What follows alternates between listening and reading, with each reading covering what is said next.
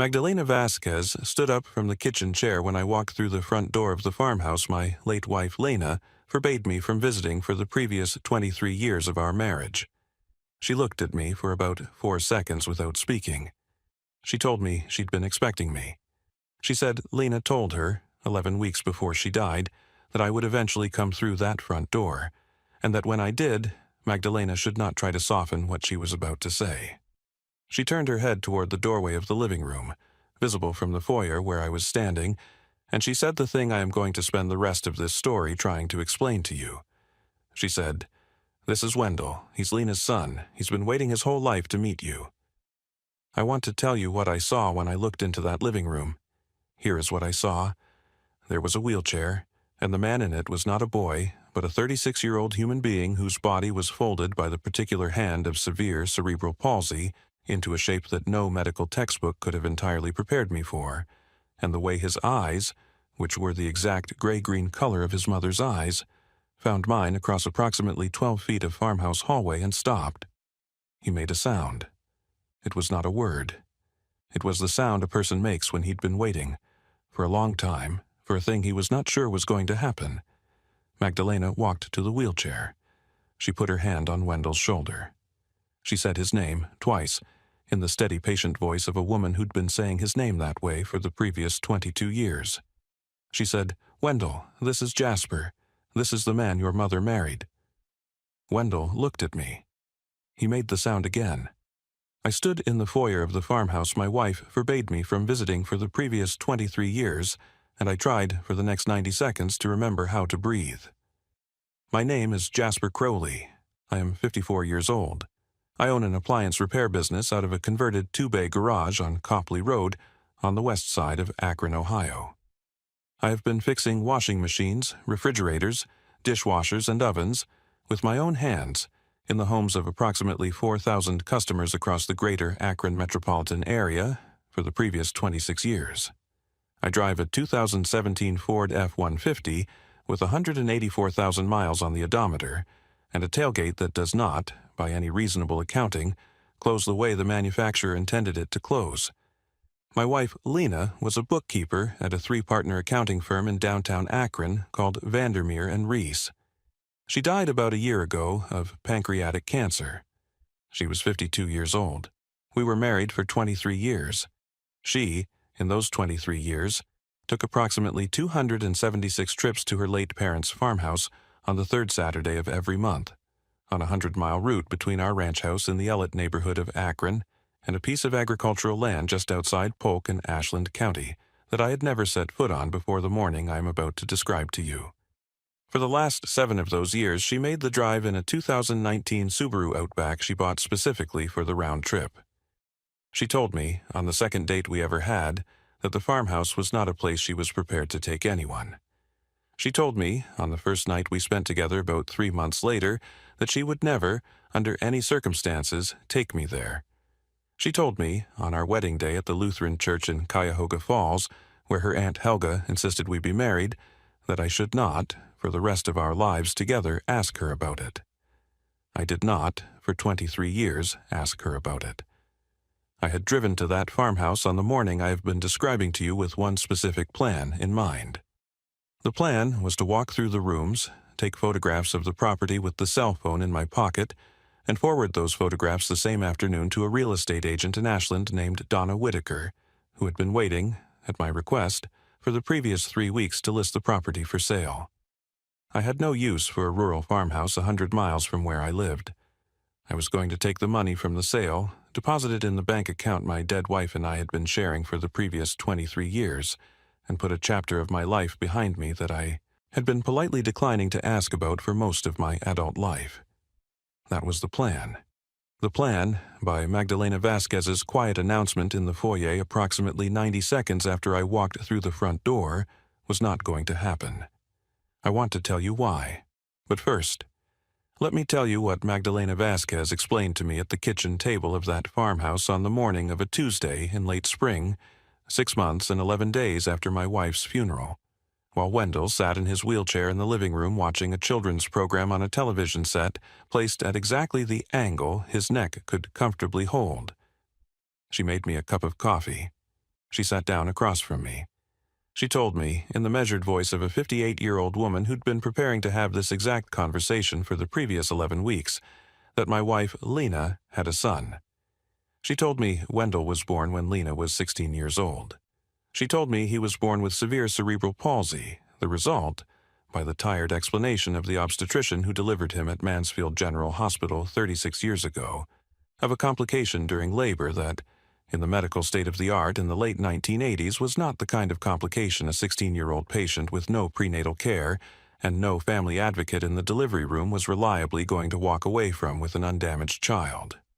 She told me Wendell's biological father, a 24-year-old machinist from Mansfield named Daniel Hoffman, who Lena was seeing in secret against the explicit wishes of her parents for the previous 8 months, visited the hospital on the second day of Wendell's life, looked at the folded body of his newborn son, and walked out of the maternity ward without speaking to Lena. He moved to Modesto, California, 3 weeks later. He died 8 years ago of liver failure at the age of 52. He never came back. Here is what Lena's parents did.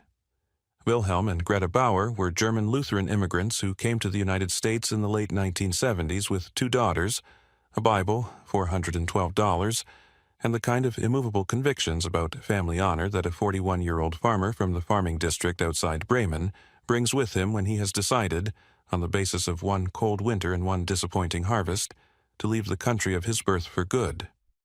They were not, by any reasonable accounting of the inheritance of language Lena brought with her into our marriage, equipped to handle what happened to their younger daughter in the year she turned 16. They did not throw her out. They did not tell the rest of the family. They told Lena, in the kitchen of the farmhouse in Ashland County where they'd been living for the previous 4 years, that the child would not be discussed. They told her she would finish high school. They told her she would tell no one outside the family. They told her she would, for the rest of her life, carry the burden of what she had done in the quiet of her own conscience, without speaking of it to friends, to teachers, to pastors, to future husbands, or to any other living person not present at the kitchen table of the farmhouse on the night they were having this conversation. She agreed. She agreed because she was 16 and her mother was crying. She agreed because her father, a man who raised her on stories of the patient ways his own German grandmother carried similar burdens through 2 world wars, told her, in the tired voice of a 45-year-old immigrant farmer, who, in 8 months of his daughter's secret relationship with Daniel Hoffman, never once raised his voice to her, that this was the only way the family was going to survive what was happening. She agreed. She kept her promise. She kept it for the next 36 years. The year after Wendell was born was the year everything changed. Wilhelm and Greta Bauer died in a head-on collision with a semi-truck on Interstate 71 outside Ashland, Ohio, 11 months after Wendell was born. They were driving back from a Lutheran convention in Cleveland. It was raining. The semi-truck driver, who was unhurt, told the police that in the 7 seconds between the moment he first saw the Bauers' 1984 Ford Tempo cross the center line and the moment of impact, he was not able to react. Lena was 17 years old. She was a single mother of a severely disabled 1-year-old.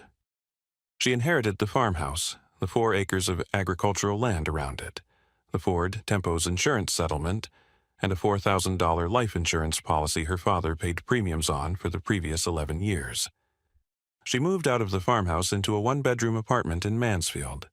She brought Wendell with her. She enrolled in evening classes to finish her high school diploma.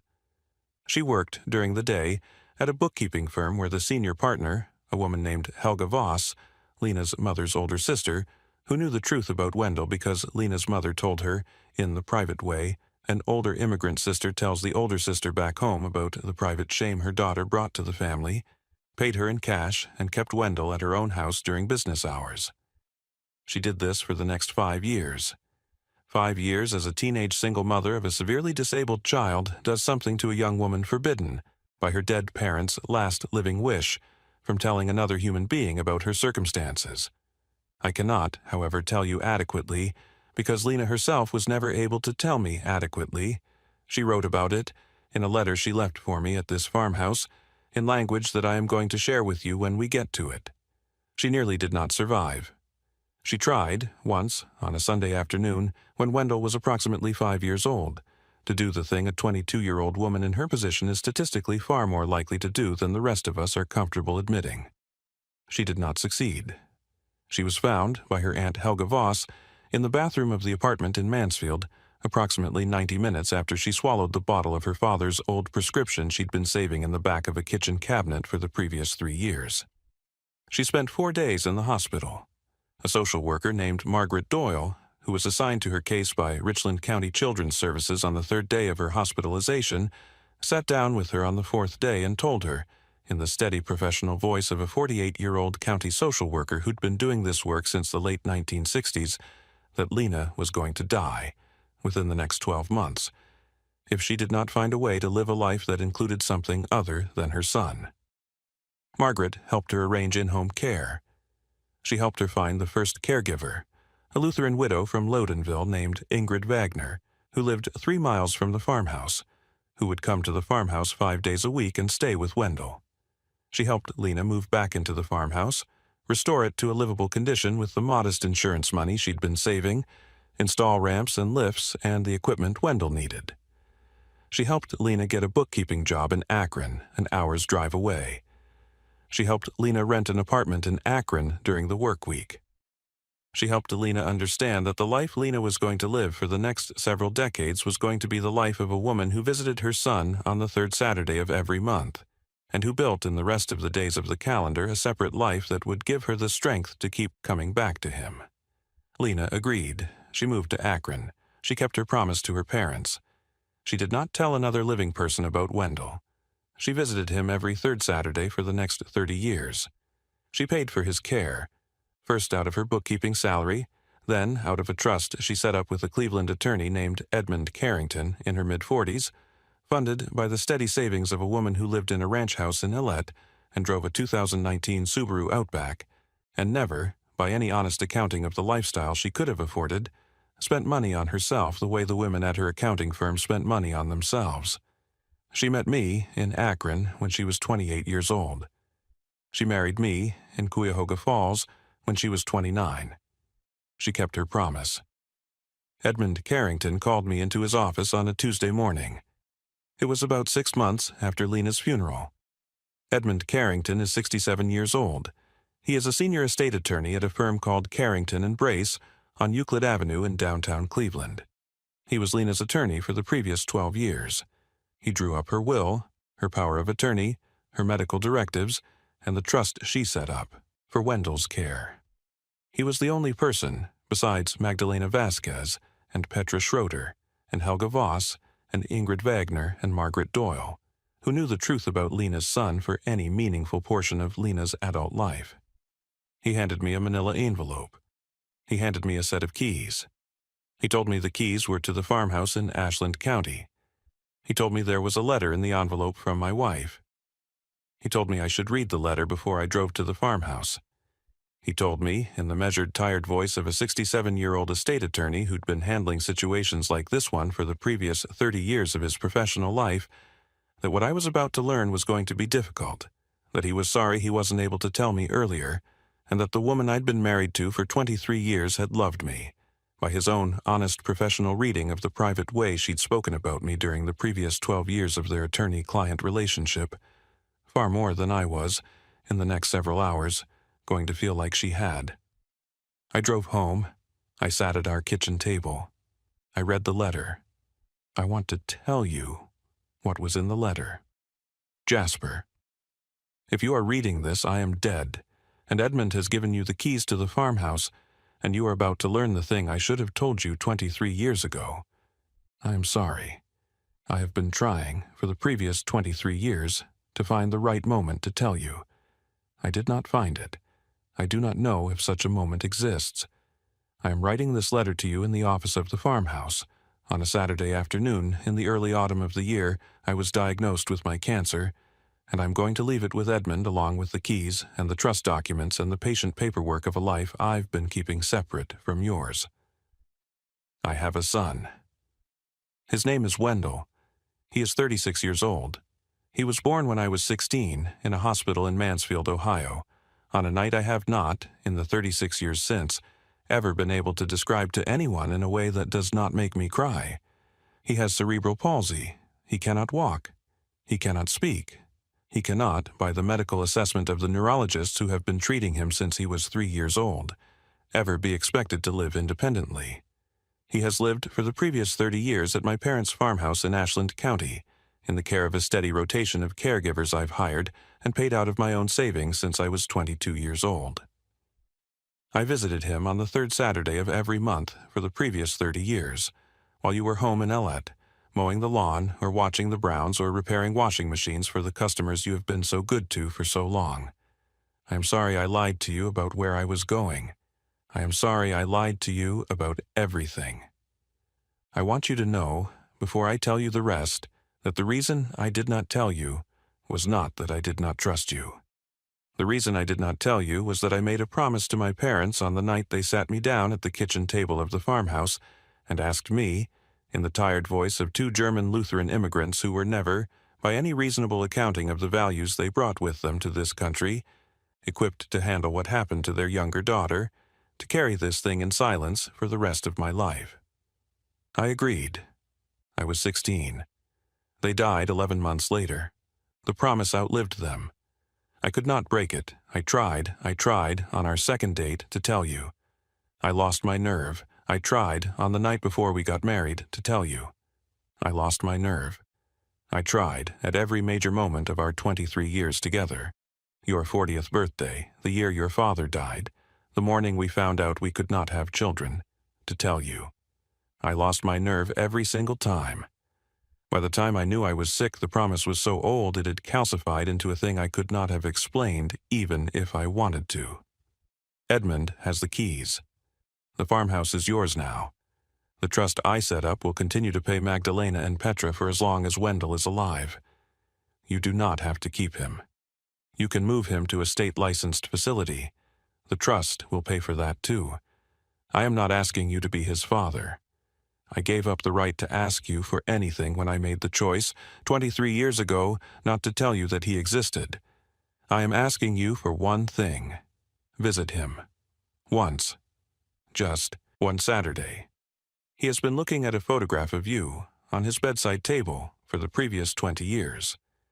I told him about you. He knows your name. He knows your face. He has been waiting, in the patient way Wendell waits for things, to meet you. I am sorry. I loved you. I will love you for as long as anything of me continues to exist after this letter is written. Lena. The next 11 hours were the longest of my life. I did not, in those 11 hours, leave the kitchen table of the ranch house in Ellet I'd been sharing with Lena for the previous 23 years. I read the letter 4 times. I read it the first time the way a man reads a letter from his dead wife when he is still trying to understand what the letter is telling him. I read it the second time the way a man reads it after he's understood. I read it the third time the way a man reads it when he is angry. I read it the 4th time the way a man reads it when he is no longer angry, but does not yet know what he is instead. I thought, in those 11 hours, about a lot of things. I thought about the third Saturdays of the previous 23 years.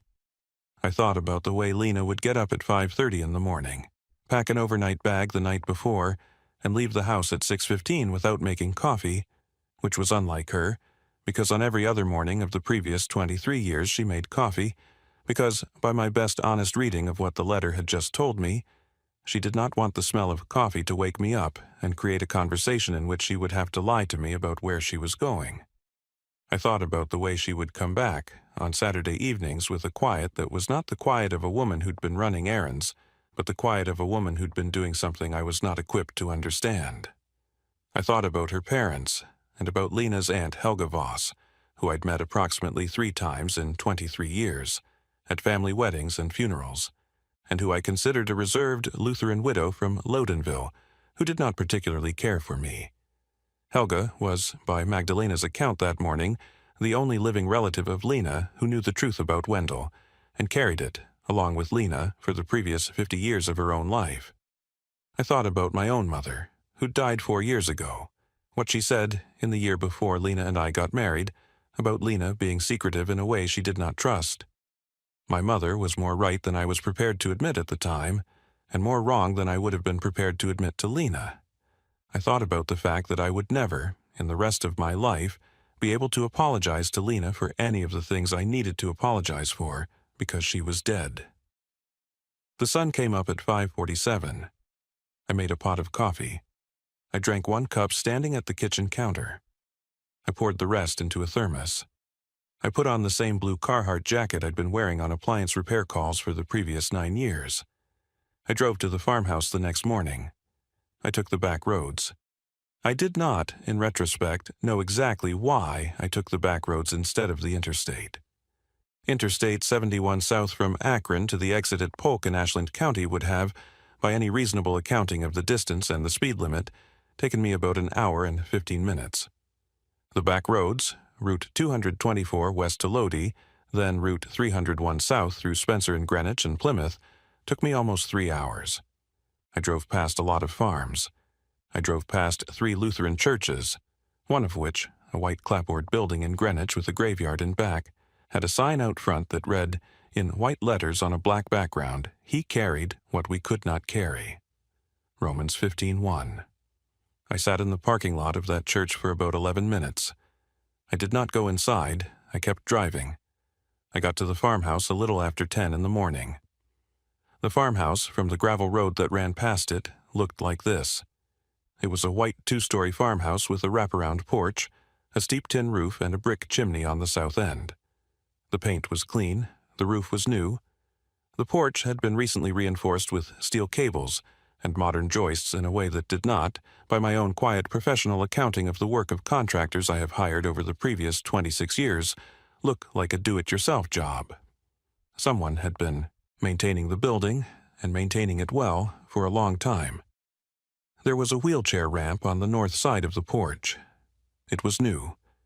It was not, by any reasonable interpretation of what I had been thinking about my dead wife's monthly errands for the previous 6 months, the kind of feature you put on a farmhouse you visit twice a year to check the pipes.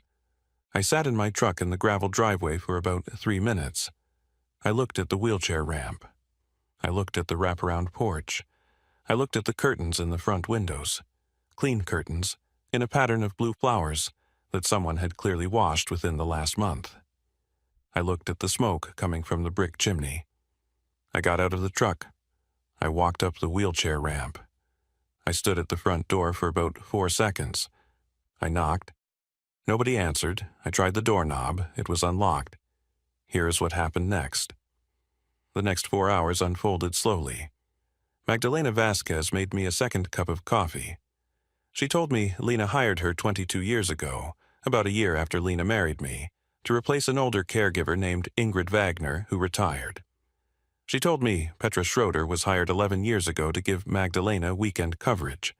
She told me they both lived in a converted cabin behind the farmhouse and paid through the trust Edmund administered in steady salaried amounts including health insurance, paid vacation, and a retirement contribution.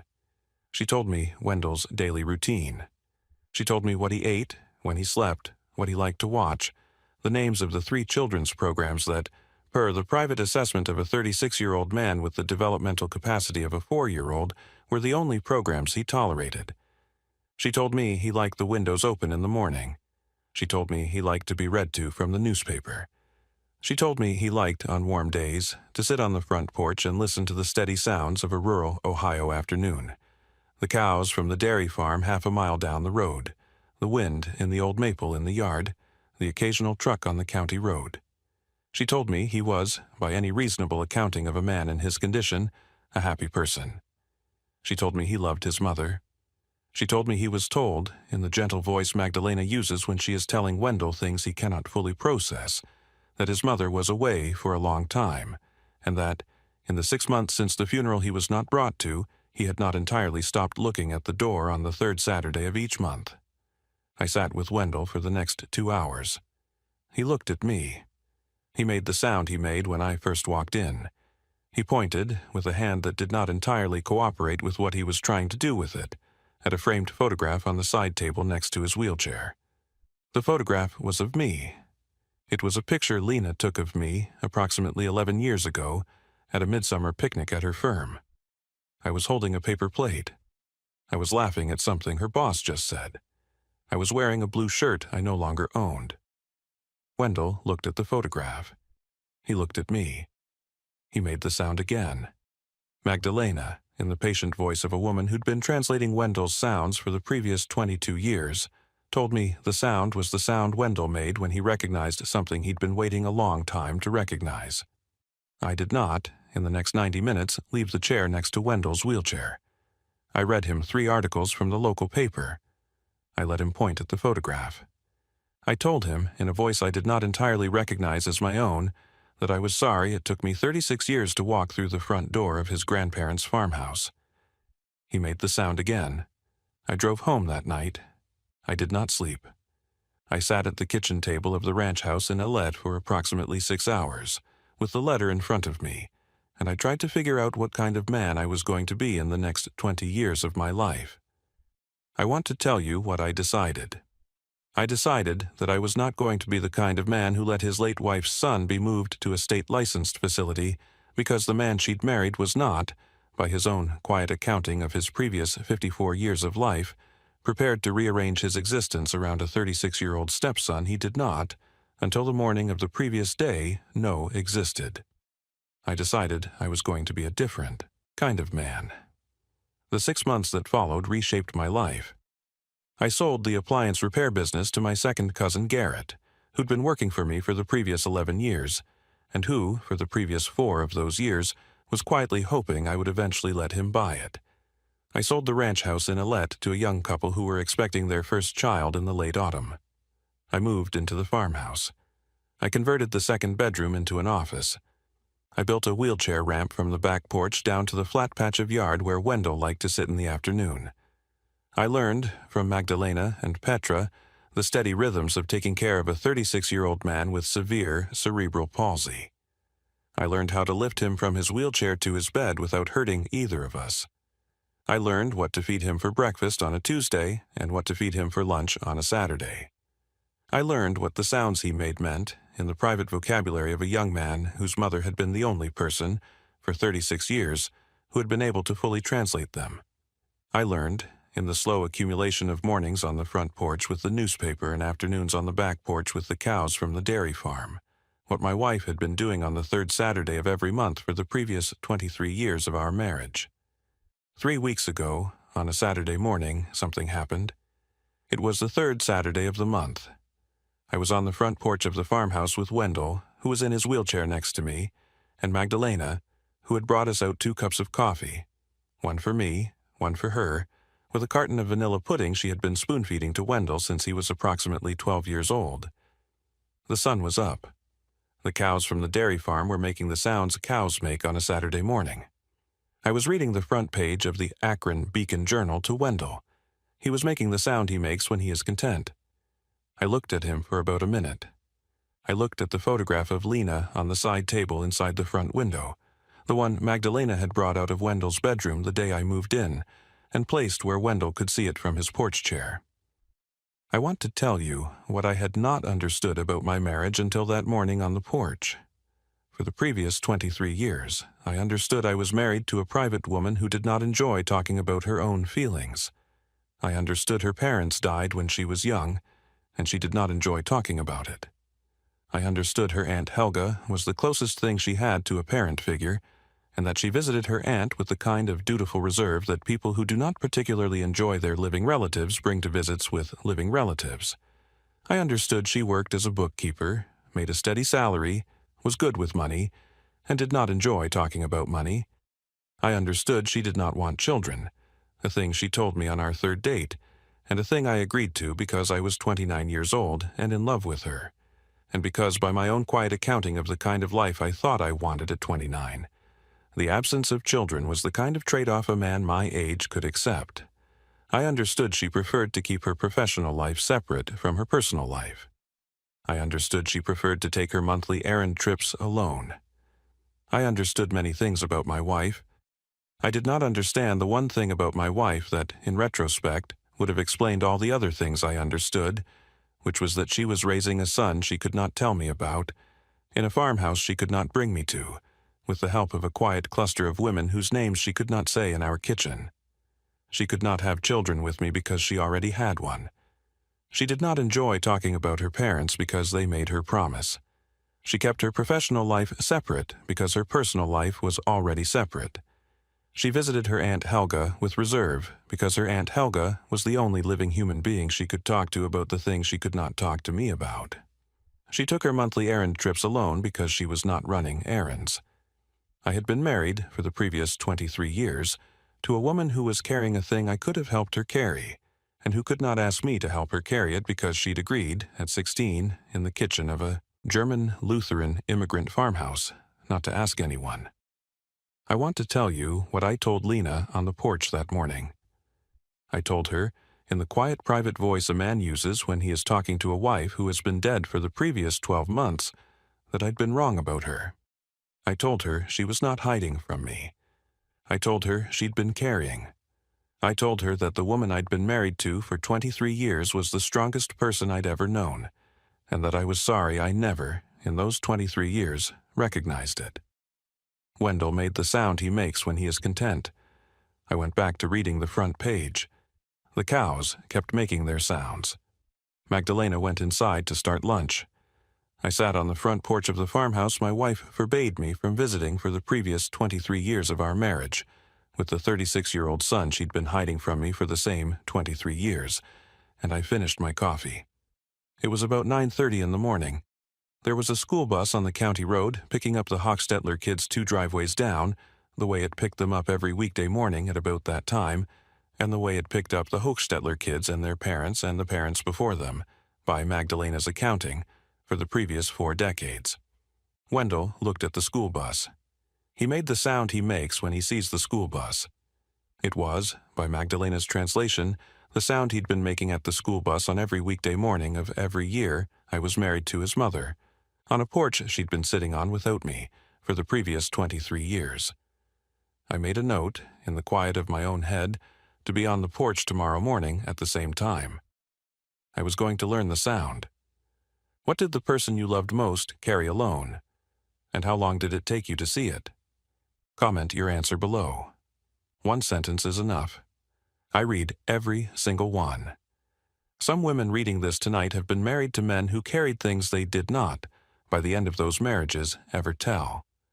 Some men reading this tonight have been married to women who carried things they did not, by the end of those marriages, ever tell. Some of those things were small. Some of them were not small. Some of them were the kind of thing a person carries alone, in the private silence of a 36-year-old promise to dead parents, because the person who would have been able to share the carrying did not, by the time the carrier met them, exist in their life yet. And by the time they did exist, the carrying had been going on so long that the carrier no longer knew how to put it down. You do not always know what the person you love is carrying. Most people don't. Most people spend the private decades of their lives walking next to a husband, a wife, a brother, a sister, a parent, or a child whose private burden they do not, in those decades, ever fully understand. Sometimes you find out while they're alive. Sometimes you find out at the kitchen table of a farmhouse you did not know existed, half a year after they are dead, with a letter in your hand, and a 36-year-old stepson in the next room, making a sound you do not yet know how to translate. Tell me, in the comments, what the person you loved most carried alone. Tell me when you found out. Tell me what you did with what you learned. I will read every single answer.